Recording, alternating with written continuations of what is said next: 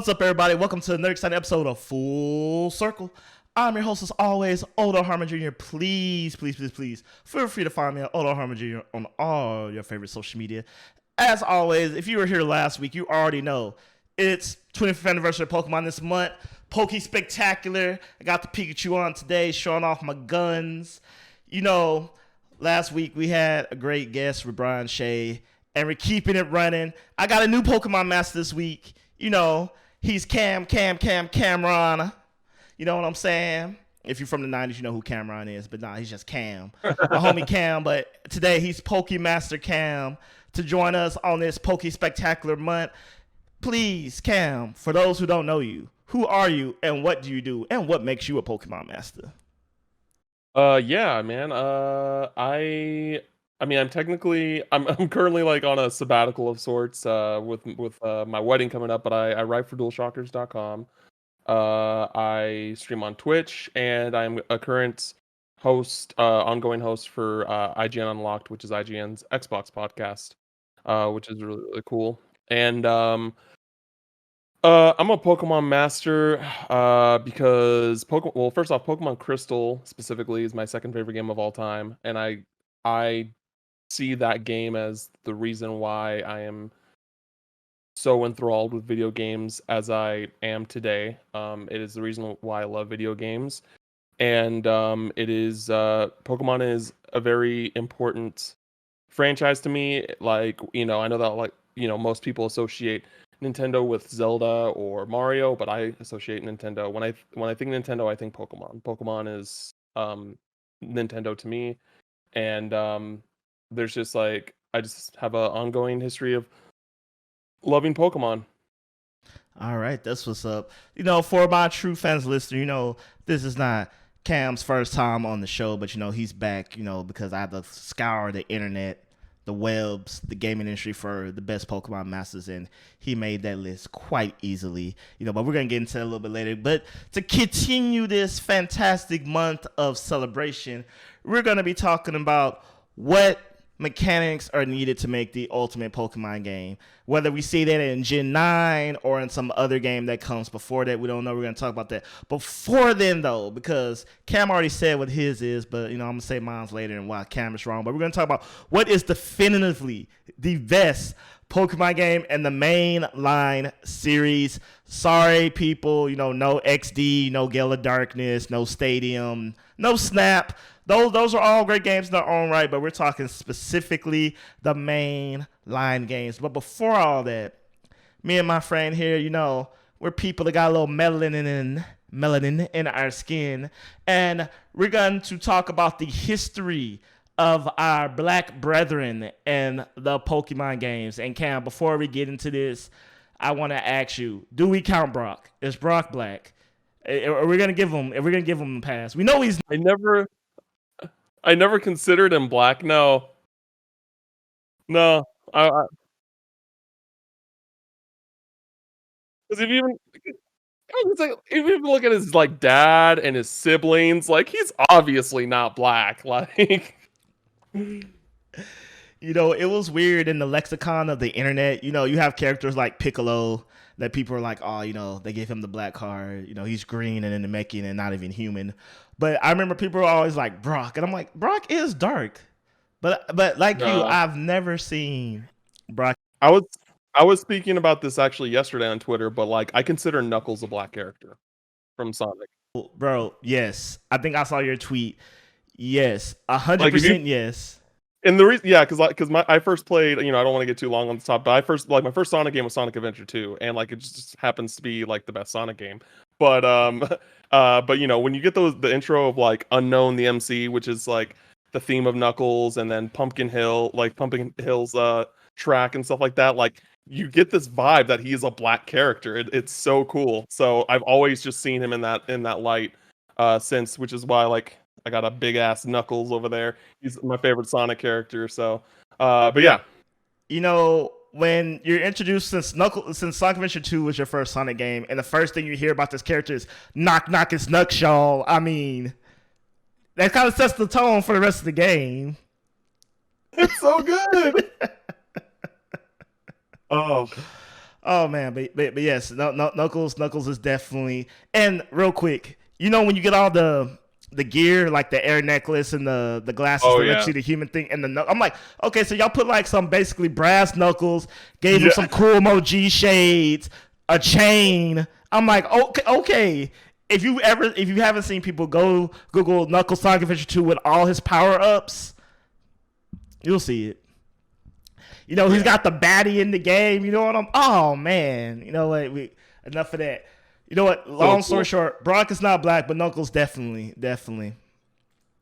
he's doing it once. So I've always thought it was interesting that so Pokemon's a Japanese game, of course. So Yeah. you expect most people to look Japanese in a way, or just like them. But then over the years, we got more and more black characters, and the first one that I remember was Lenora from Black and White.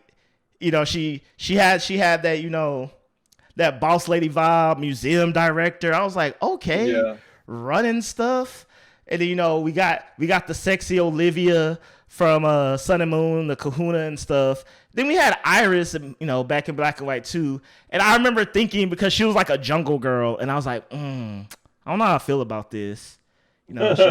She was rescued, but then they brought it back in Black and White too. She was the champion, the princess.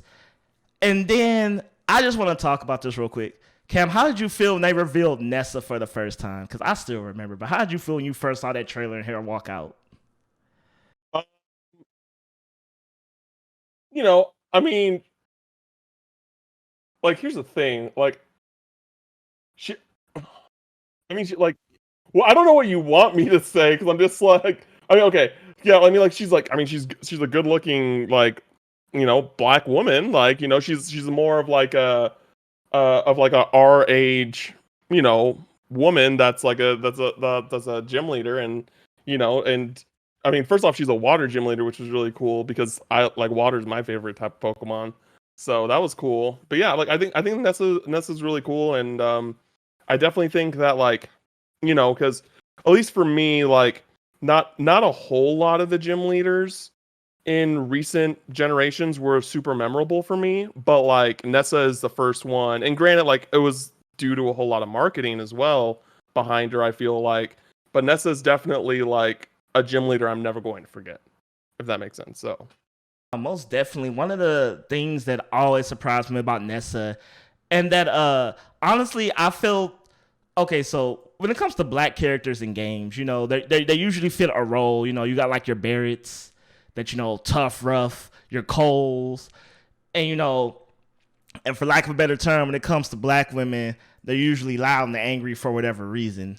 We're starting to change that, but those are these stereotypes that usually they fit in. But I never expected Pokemon of all places to be like, here's a black woman who is the top model and symbol of beauty for an entire region. That like yeah, floored me. I was like, wow, Pokemon's really over here doing the damn thing. yeah, And I remember it was interesting because playing Pokemon X and Y was the first time you can design your trainer. You could be a black trainer, which I thought was cool because fun story. Uh, I stay away. I try to stay away from spoilers, so I didn't know in X and Y you could literally ride a Lapras. And I remember when I found that out, I took a picture and I was like, "My life is forever changed. The black man's on the Lapras. We've made it." We yeah. That's like, see, I'm kind of like on a, not, I want to say the opposite end of the spectrum, but I've always been like the I think like most character customizations are pretty garbage when it comes to like black design and like making a black character. But with Pokemon, it's like it's pretty. I don't know. It doesn't really cover the bases that well either, and it's a lot more simplistic in that sense. So there's only so much they can do, I guess. But I don't know. It was cool that we could change our like skin color, but like with our hair and like things like that, I still like didn't really feel like the trainer was actually me, if that makes sense. So and like you look like an Indian child. I hear you. Now we do have some better options in Sword and Shield. With the braids and little mini yeah, a fro little and bit. things like that. We're still not there because you say you don't really change the facial features. You just Yeah. kind of changed the hue a little bit. So I definitely hear you on that. But it's always a tricky with these things because it's always like you said, you don't want to sound ungrateful or like you're on the opposite end of the spectrum, but we're still not there yet. You know what you're saying? Oh, definitely not. Nope. And it's like, I take my wins where I can get them. Yeah, 100%. But we have definitely gotten better because I remember playing Sword and Shield, and one of the things that blew me was that like your mom was your skin tone, like you started the game. That blew my mind. That was that was dope. And such a simple change. And I was like, because I can honestly say, I think Pokemon is the first game, again, where you could design a character and your family matched kind of the character you were. Because there's many games where like I design my character and clearly I'm dark, so I'm always a dark skinned character. But like my mom, sister, brother, mother, cousin, whatever have you, would always be white or fair skin of some kind. It always threw me off. So I thought it was cool that someone finally thought like, hey, what if your mom was actually whatever skin tone you picked? Which still may not be true for some people, but someone actually thought about that. Yeah, because I mean that's not true for me. My mom's white, but it's still one of those things where like I think it's cool just for those that that do have like a mom of the same skin tone. So like that's like a bigger win than like the lack of accuracy for me personally. Yeah. So I was actually gonna say, so how have you actually felt about representation in Pokemon over the years? Do you feel like we're actually getting somewhere with these characters that are black and brown? We don't know correctly. We don't know if they're definitively black or not, but there are some ethnicity than most of the people in the world.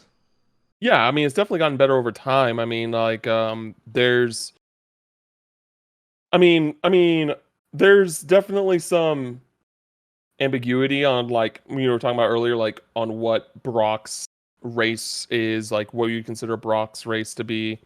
But like Johto being like my favorite generation, there's like no, they're all white, like they're all white. And I'm pretty sure it's the same case for like Hoenn as well. But as time goes along, it did diversify. They did add, a little bit more representation, which is great. And that's awesome to see. And again, like with Iris, like being like, hey, here's like Ash's partner, for example, in the anime and in the games, it's like that's not white, and that's really really cool. To see that, and hopefully like it just grows more and more through time. Yeah, most definitely. I think Sword and Shield took a great step because we have the champion, we have your rival, we have more than one gym leader. Because even if we want to step outside of like black, like B, B's a person of color. Like I'm not sure what she is, but she's definitely like someone of a different descent. And then even we have the Chairman Rose, we have his brother in the DLC. And and it's just like, man, the world's a lot more colorful, and even in the NPCs, because I remember I told someone that like Pokemon, so I can't remember the first time it had a non-white NPC, but I want to say X and Y might have been the first game. Oh no, it was black and white because it was the basketball player. I remember this now because I remember that tripped me. Yeah, I think I actually remember that, the basketball court. Yeah. So that was the first time there. But it's gotten better and lots of games do it. But it's just, I guess it's always fun to see because like I have a special place for Pokemon in my heart. Like like when you said people think Mario, think Zelda. When the first game that comes to mind when you say Nintendo is instantly Pokemon, then Mario, Zelda, everybody else falls in line. Yeah. And so it was comforting to see, like, because I mean it took us almost 5-6 generations to see even a smidget of that. And like you said, and the smidget we got, if we're being truthful, wasn't that good. Yeah. It was almost like a color swap for a fighting game character. Mm-hmm. Yeah, exactly. But it's cool because even in the one thing I always thought was cool besides the characters, that there's a lot of hip hop appropriation in Pokemon too if you pay attention. Like from like clothing designs and like, let me give the obvious example, Team Skull and Sun and Moon. Yeah, yeah. Oh yeah, Team Skull. Yeah, Team Skull for sure. Like, I don't.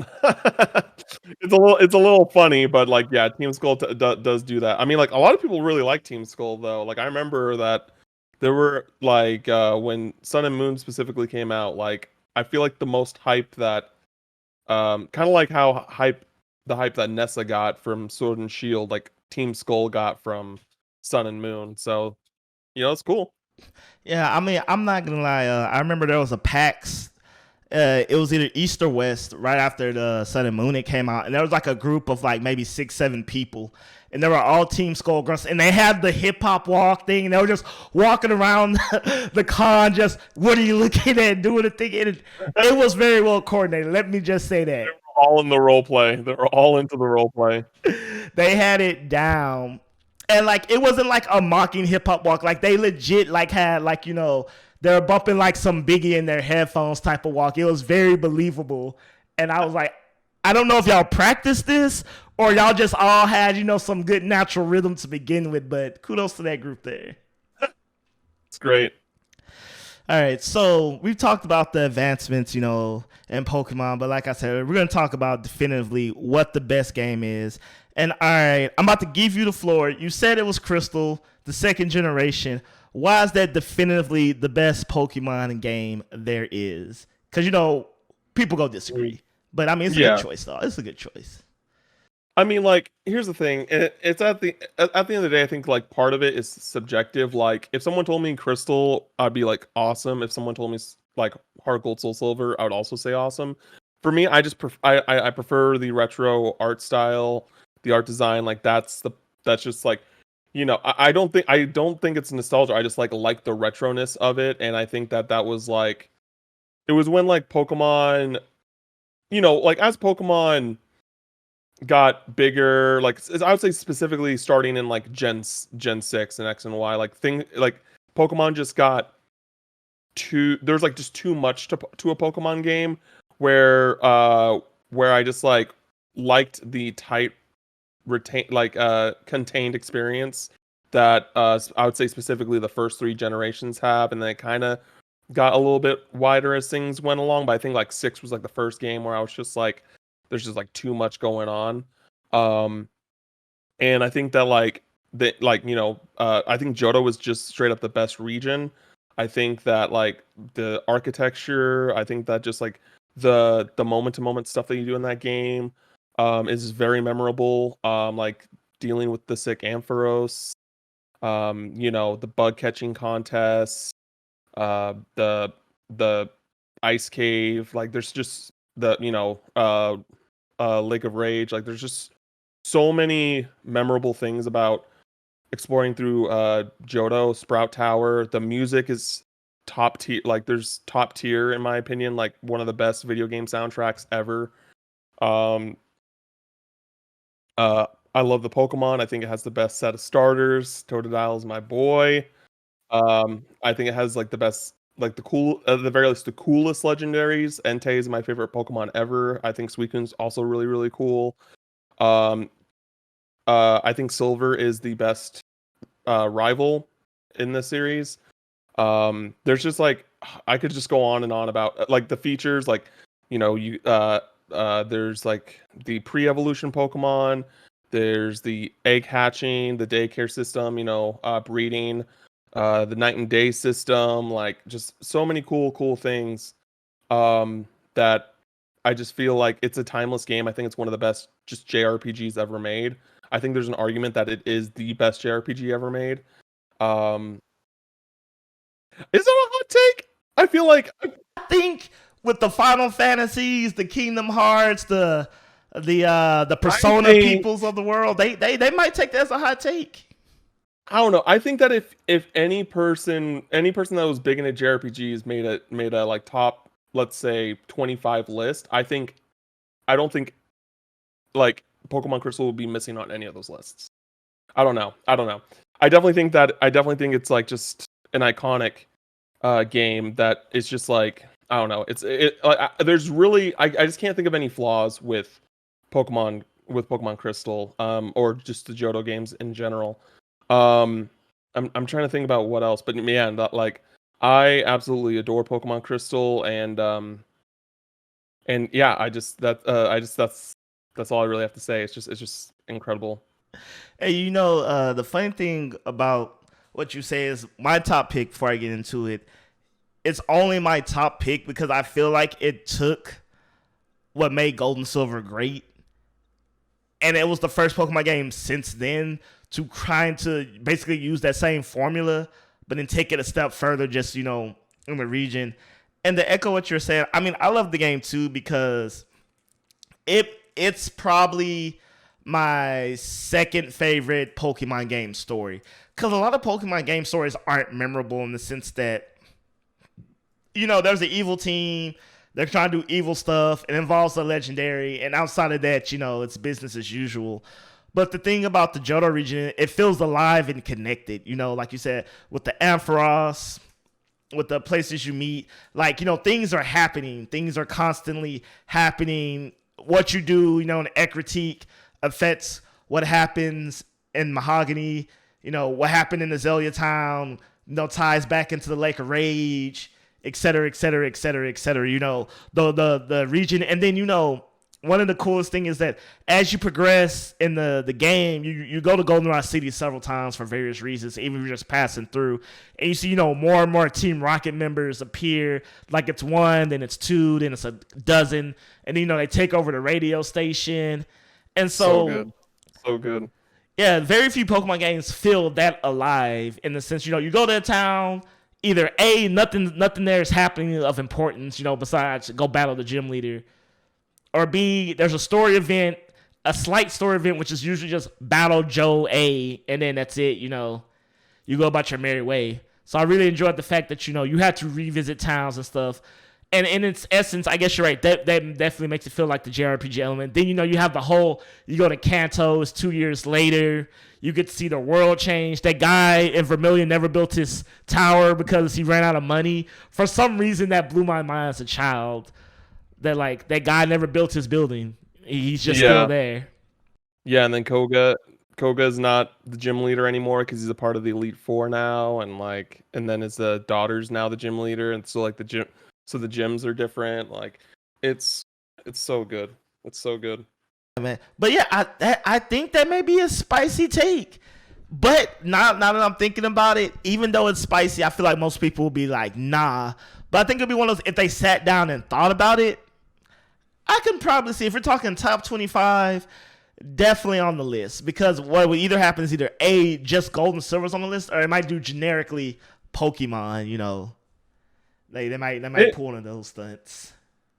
They shouldn't do that. There are definitely some very high highs and some all rights when it comes to Pokemon throughout the franchise.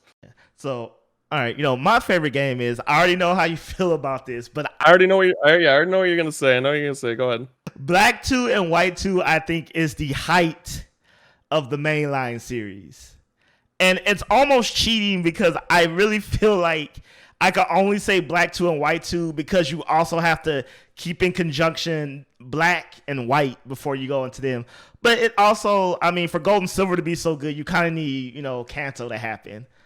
So yeah. Definitely. Yeah. And so one of the number one reasons I like Black and White so much is I think it's definitively the best Pokemon story. With the whole, it arises that question that we all thought about, that is Pokemon ethical, it's capturing these creatures, battling them, it's sport, but is it right? And it introduces us, to the end character, which, his, he wants to liberate Pokemon, and he's truly a good guy, but the evil people were ultimately using him as the poster boy of their, evil schemes. And I thought it was cool, and I almost wish that this was one of the few times where I feel like, the kid nature of Pokemon holds it back. Because imagine if Pokemon was allowed to be like PG-13-ish, T for teen, how much further they could have went with that story. Yeah. Because they asked the question, they introduced the themes, and then at the end it's just kind of like, well, we can't get too deep with this, so you battled the bad guy. I guess battling's cool and okay. End goes and flies away with the legendary, the ending resolution doesn't really feel resolved in that sense. But when we hop over to Black and White 2, we find out that Anne went on a sabbatical like around the world. And, he ultimately discovered that, hey, if a Pokemon chooses it wants to be with a human in battle, that's their choice. That's their right. I can't take that away from them. But, if Pokemon are being misused, I'll liberate them. That's cool.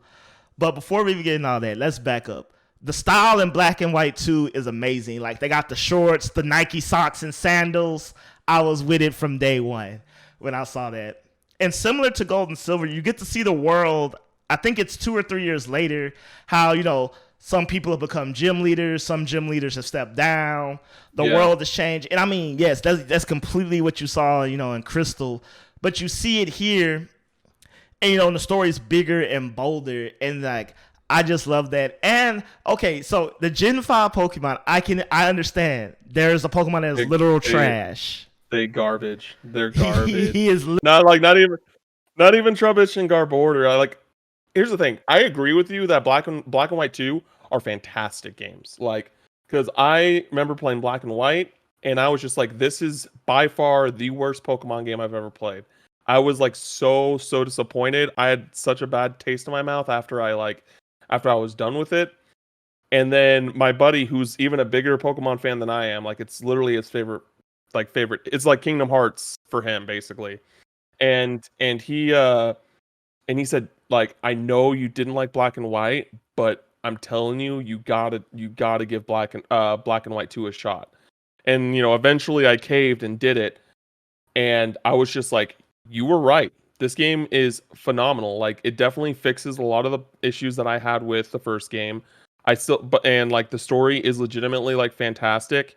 But still, at the end of the day, my main issue is just I just do not like the 5th generation of Pokemon.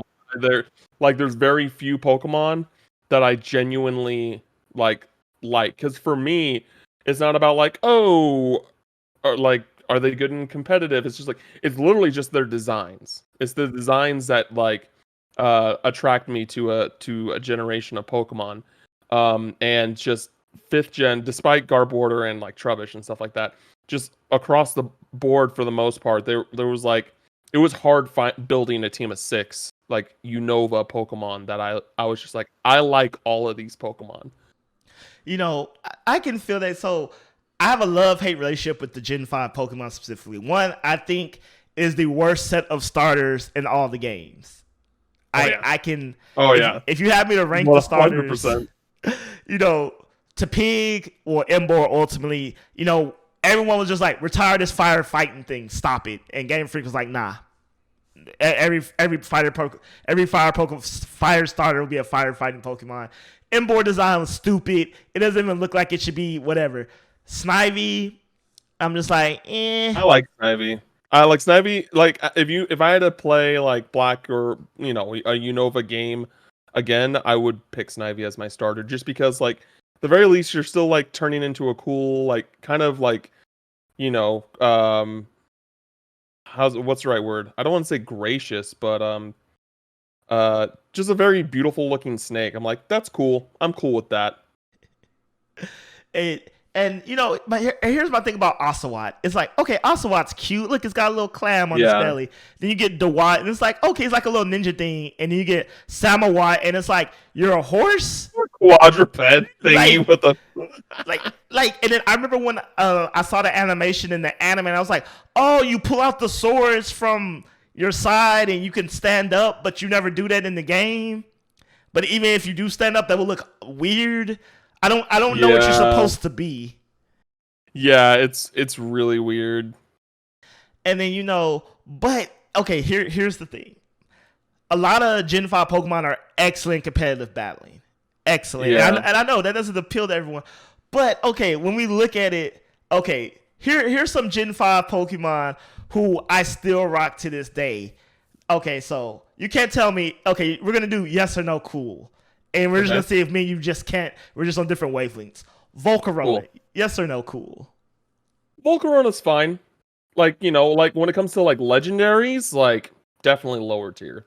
Okay, I'll give you that. Genesect is stupid. Yeah. Zekrom and Rashimi, they're cool. I think they're good cover legendaries. I would probably yeah, no, I think they're actually pretty cool looking looking legendaries. I mean definitely better than Gen 6, I would say. Uh Better than Gen 7. Gen 6 and 7 are just too similar in design.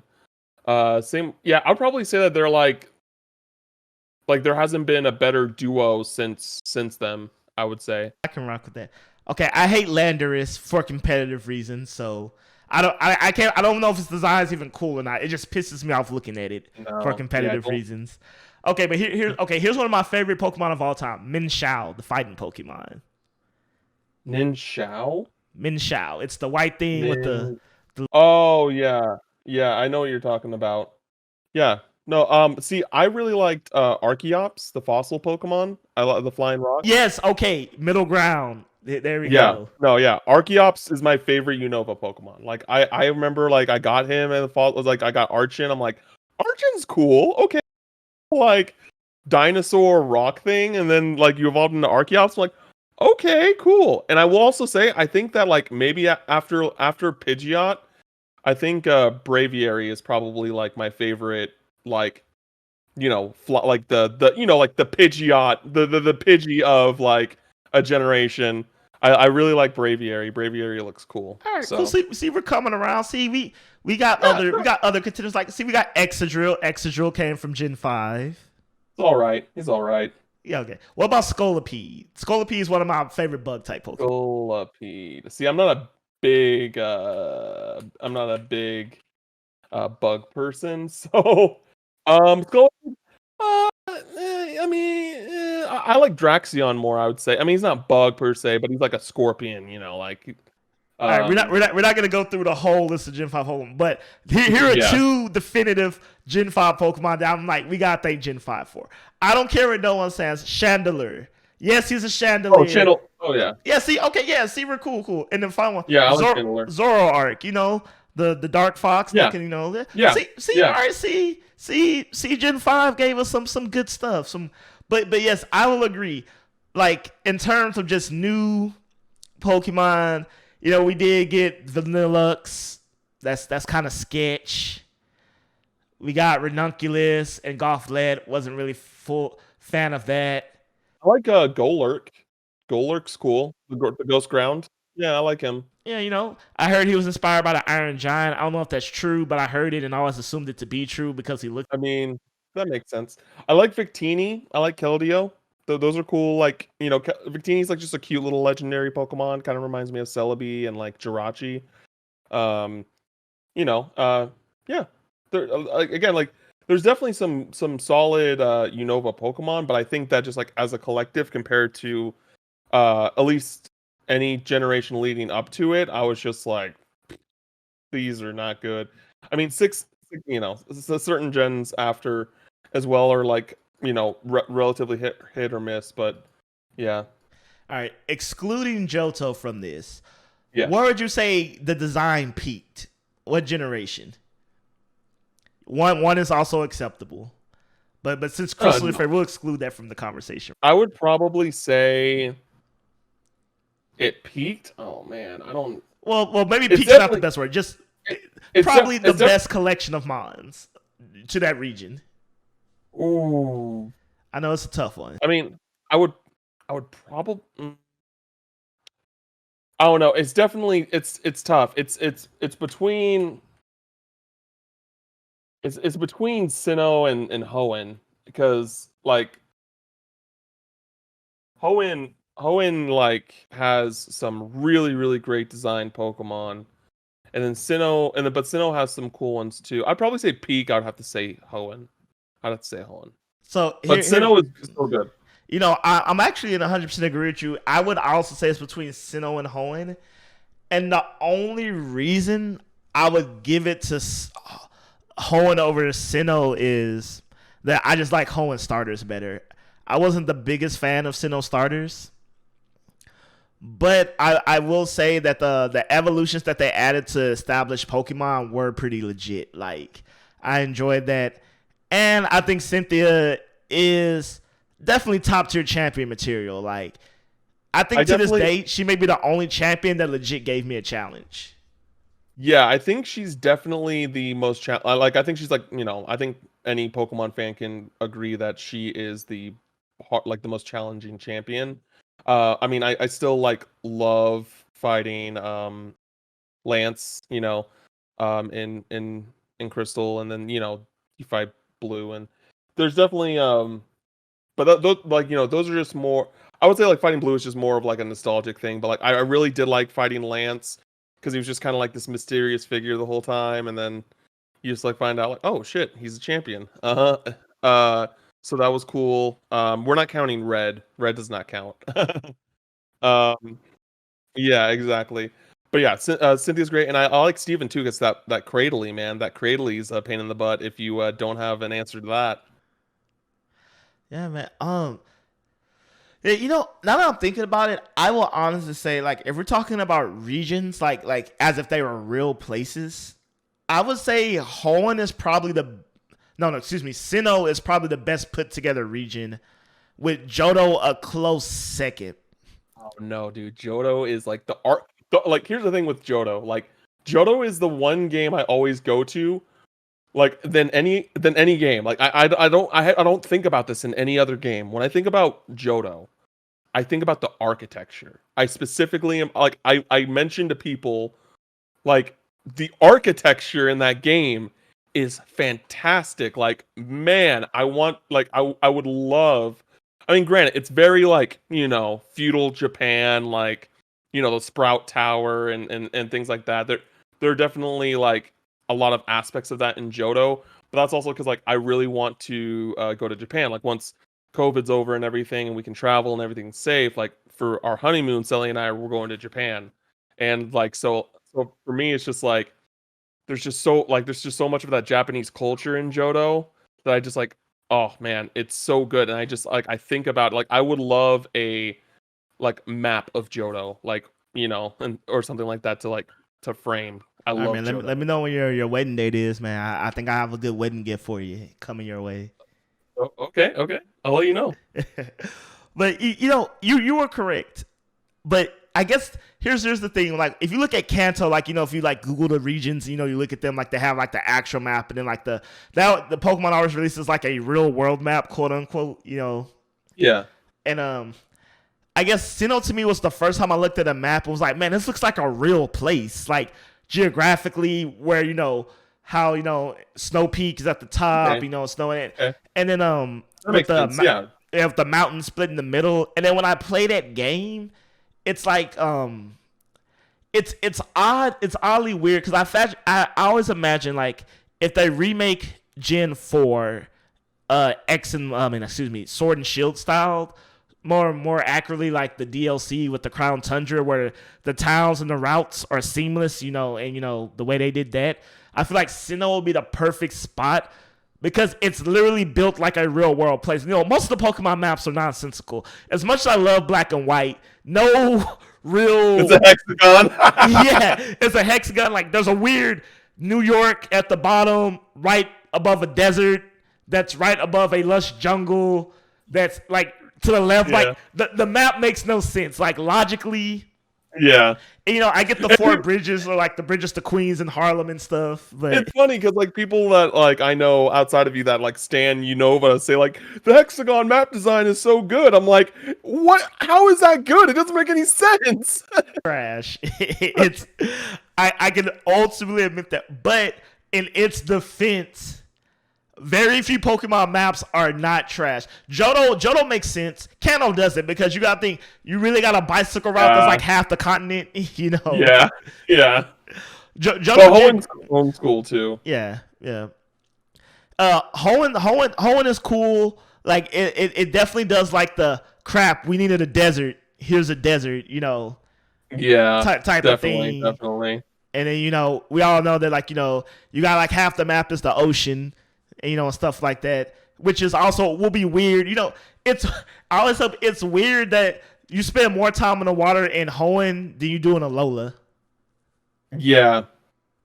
which is I honestly think Alola's the worst map because they were like, this island has a desert and like a winter wonderland and like the other area we forgot to include in any of the islands. So I'm just like, I don't really. Why are you doing this? Yeah, I agree. No, I think I don't know. Like like DualShockers did a video ranking the Pokemon games, like all of the mainline games. I'm pretty sure like Sun and Moon was at the bottom of the list. And I was just like, I don't agree with that, but like the the map is definitely not great. And you make a good point about like you do not surf in Alola remotely as much as you do in Hoenn. Which I mean, for me, I think that's part of Hoenn's charm, but like it's just like such an odd thing when it's literally like based off of Hawaii, and it's just like, nah, you don't surf. I will say this to Hoenn's credit, which also gives it a slight edge over Sinnoh. Hoenn was probably the last game of Pokemon where like I don't know if I even had a computer at the time or a computer with consistent internet access, but this was still like the strategy guide era for me. At least for me, back when I was playing Hoenn. So I remember when I beat the game, I was going through and just doing stuff, and Sky Pillar appeared. Like, I didn't know it was even going to appear. And I remember seeing the tower and being like, was this here before? No, this wasn't. What? And I go in it, and I remember thinking, I wasn't even expecting a legendary. Like, I was just like, I literally thought I just must somehow missed it my first time through. And I thought it had something to do with that Braille stuff, which I never understood. So I was like, oh, maybe this is one of the Braille doors. And so I remember going through it, and it's actually challenging, which, the original Pokemon games, people say Pokemon, is too easy and stuff. But honestly, I just think they forgot their roots because Rock Tunnel, just wrecked every little kid's hopes and dreams. And then, you had Ice Cave and other challenges, and then so you're in Skype, so you have that speed bike. You have to do Mach 2 and Mach 1 and switch between them and hit these crazy jumps and timing. And so you get to the top, and Rayquaza is there, and he looks massive to your player character on screen. And you see it, and it's a giant dragon. And I remember just being like, oh my god, like I don't know what's going on right now. Yeah, I think that with Hoenn. Hoenn's my second favorite generation after Johto, and I actually still say that I'm pretty sure because I still have my original Pokemon Ruby as well. I wanted Sapphire, but I had to deal with Ruby. And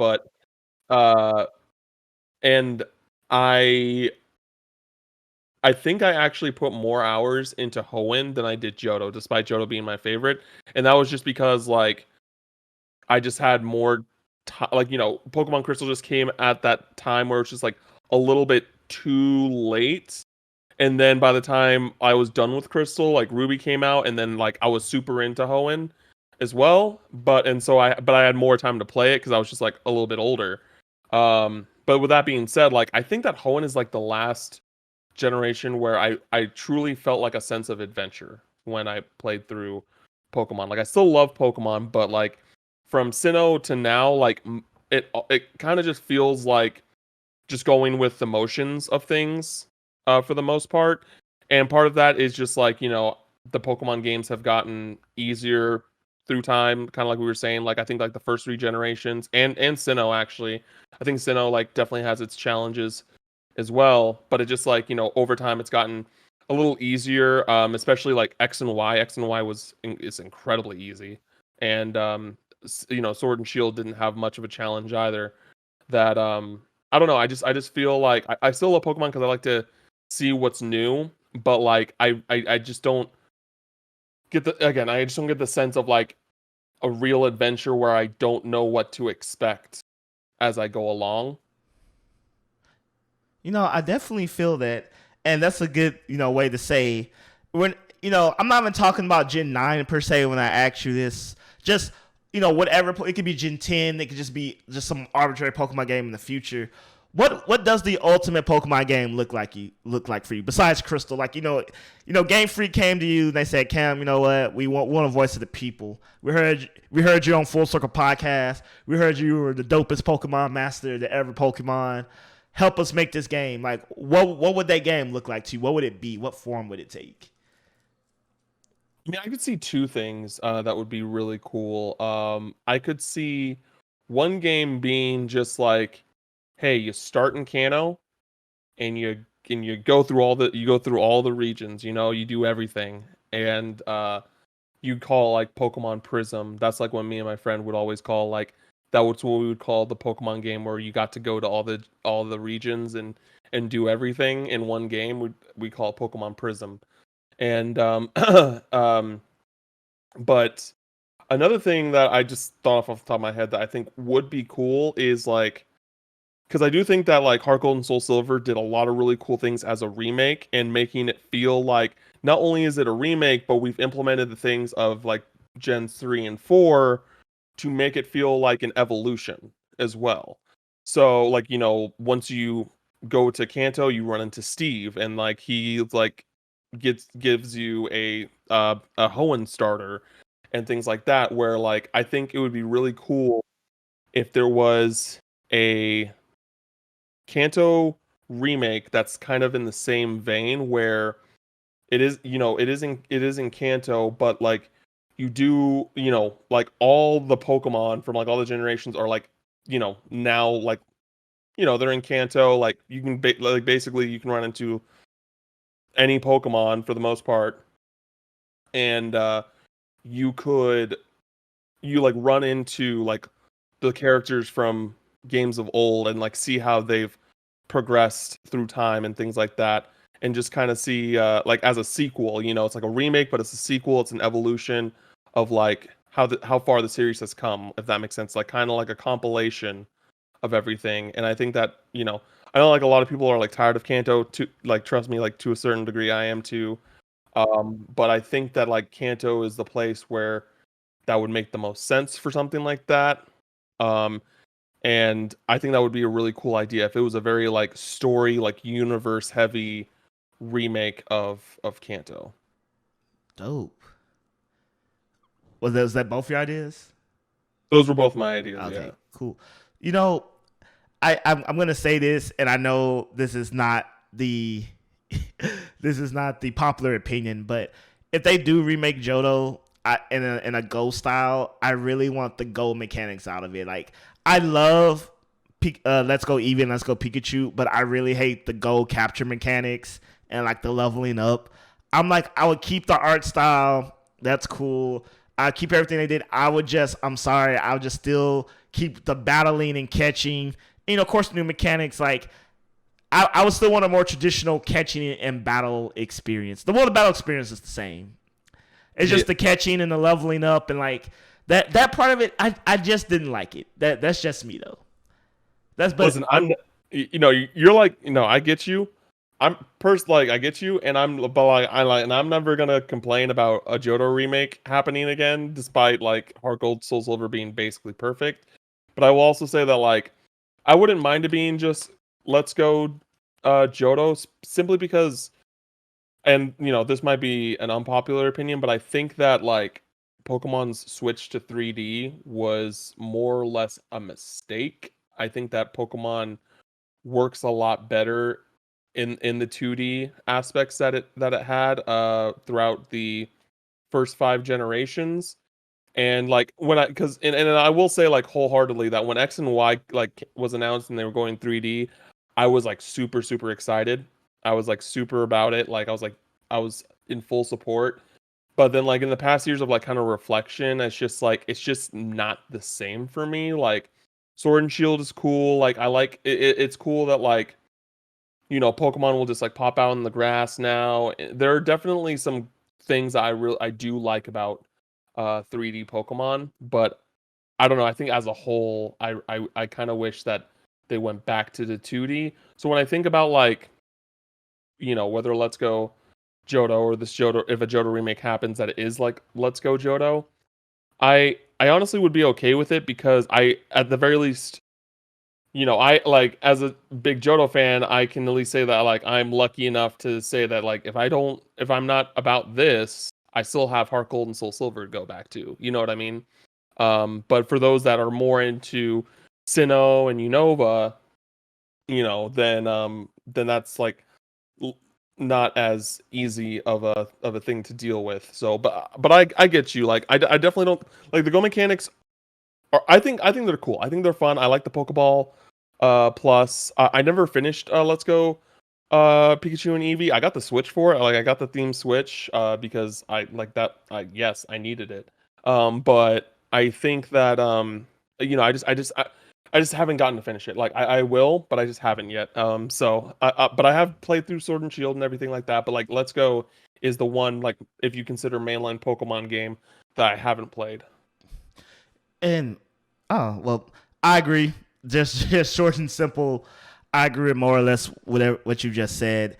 And I also have two ideas about what Pokemon should be, what mechanics would make it. And I'll go with this first one because I think you would like this.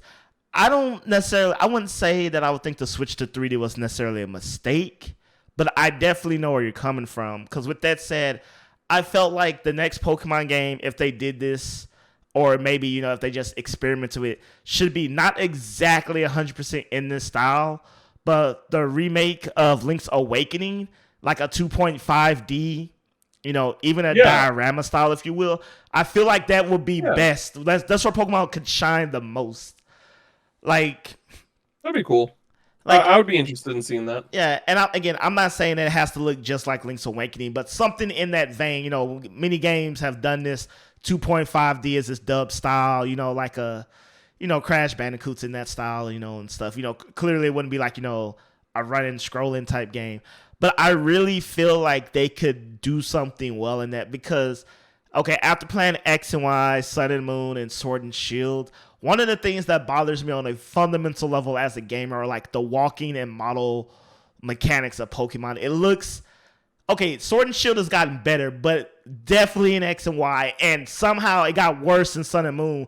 How you walk, run looks like the most unnatural human movement ever, and like they're like I don't like arms flailing, legs.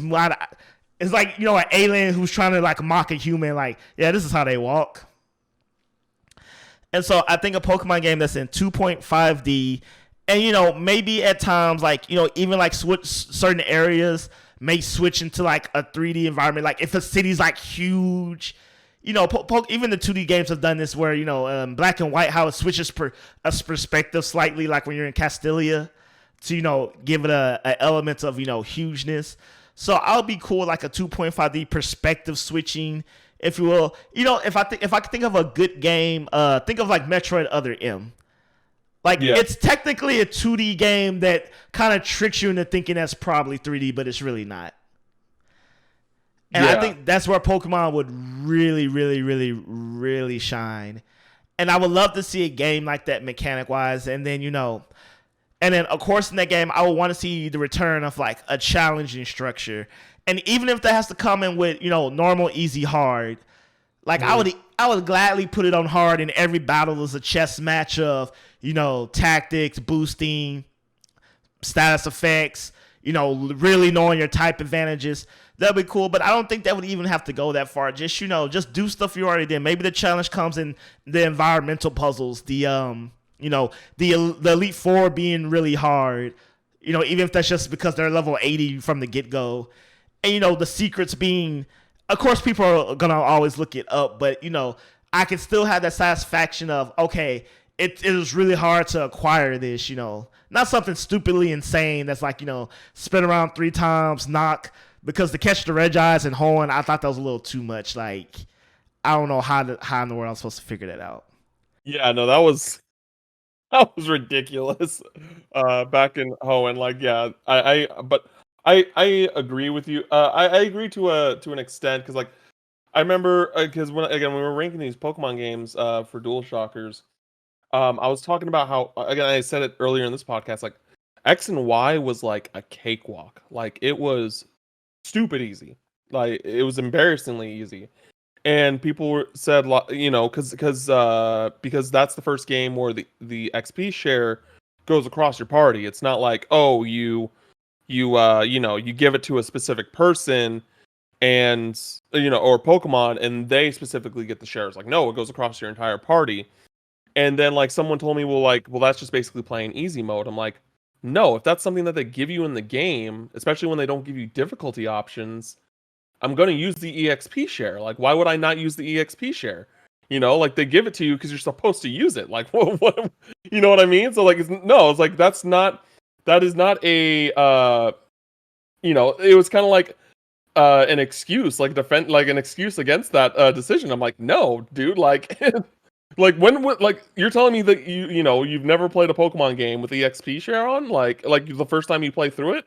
No, of course you do. Like, it doesn't make sense. You know, to your credit about X and Y, I still think Sun and Moon is worse overall, but I think X and Y is the least memorable. Even though I really do like some of the Pokemon that come from X and Y, there are some definite favorites in there. But I always ask people, and they're like, "No, X and Y was cool." And Scrub's like, I always go, "Who's the champion in X and Y?" And it always takes everyone like a good wait. I mean, it was Diantha or Dianthana, however you want to pronounce her name. But people always have like this blank face. They're like, who was the champion? I'm like, that's how unmemorable it was. Like, I remember facing her and I was like, who are you? Did I even see you in the game? I think you see her like once before. Yeah. But like, yeah, and like, no, and I beat the entire Elite Four and the champion with just my Lapras. Literally, just the one Pokemon. Because all of their, like, I think almost all of their types, I don't remember the Elite Four in X and Y, but like, I had a water move, I had an ice move, and I had a like an electric move, and that just happened to be good enough to beat through the entire Elite Four and the champion. I was just like, okay. Yeah, it was just that easy, and it just was really like, the thing that sucks though is that the Pokemon League though looked so cool. It was the stained glass and everything. Oh, it was so cool. It was just, but it was so easy. Oh man, what like a disappointing amount of potential was there, and just definitely. I also, Professor Sycamore, wasn't a fan of him. I was like, bro, you're a professor. Like, you don't have the same prestige I feel as the other ones did. Where are they at? But yeah, this my ultimate ideal, or I guess vision, if you say, it's kind of like your Pokemon Prism. I call it Pokemon World, but I'll call it Pokemon Prism because that's a much better name, in truth be told. And so how this works, it's the Pokemon, it's kind of MMO, kind of not. As in, it has MMO elements, definitely, because you can integrate a world. But how it works is, so let's just call it, cool, the 8 regions we already have. And instead of picking like a clan or something, like all MMOs have, what you do is you pick what region you want to be from. So your first decision is, are you from Kanto? Are you from Johto? Are you from Hoenn? Are you from Sinnoh? So you're already on board. It's so cool. Like, seriously, I think that if anything right now, what I want, something official from the Pokemon Company that's like mainline type thing, is an MMO. Like, that would make so much sense to go, like, to be able to go to all the different regions and get all the different Pokemon. And it's just like a level cap system, and just like, oh man, it would be so good. Yeah, so you start in your region, like, you're like, 10-year-old or what have you, you start in your region, and and more or less in this idea, there'll be some overlap, but your first initial, before you break out into the greater world, you can only really catch and train Pokemon from that region. Like I said, it'll be some overlap because it'll probably be unrealistic to be like Pikachus are only in Kanto. This is so, but for the most part, mostly Kantoshan Pokemon are in Kanto, mostly Johto Pokemon are in Johto. So, you have your starters, you pick, and then your region is the tutorial area. Like, you really have to play through your region. That'll probably take I'll be more conservative, maybe 20 to 30 hours, right? You have to beat the Elite Four of your region. And what you can do is you can only travel to the 2 adjacent regions, however that will work, Obviously, like, if you're in Johto, Kanto's one, and then Hoenn. If you're in Kanto, I don't know if you want to move backward. Like, I don't know what the connection will be, but you can't just jump. And then, you can go to that region, you can interact with people, and you can do stuff there. And then, ultimately, the MMO part will be like, of course, there's real trainers, but once you start traveling to other regions and stuff, you can actually just battle trainers. And there'll be like a level cap system to where, everyone has level 100 Pokemon. It'll be like a way where, like, okay, you meet people, and now pretty much every trainer you meet randomly is a real world person that you battle for your experience. And you get your ranks, and then ultimately the MMO-ness in the hundreds of hours is that you have to beat the Elite Four at every region. And then once you do, however long that takes you to travel, and it'll be cool because I want to catch my favorite Pokemon. Well, because where you started, that might be like 3 regions over before you even get the chance to. You know what I'm saying? Yeah.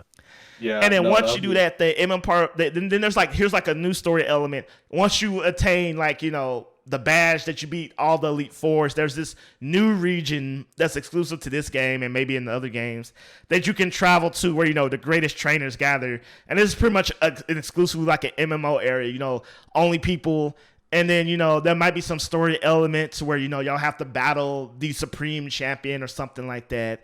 I haven't worked out the kinks there with the new region, but this will be, you have a starting point, and then it'll be like a badge of honor. Like, you'll meet other trainers, and maybe because of the clothing you wear, or there'll be something you can tell, like, oh, that's another Kanto trainer.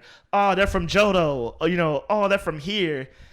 And then, people will take real world pride because we all started Pokemon journeys at the same time. I mean, at different times, depending on how old you are.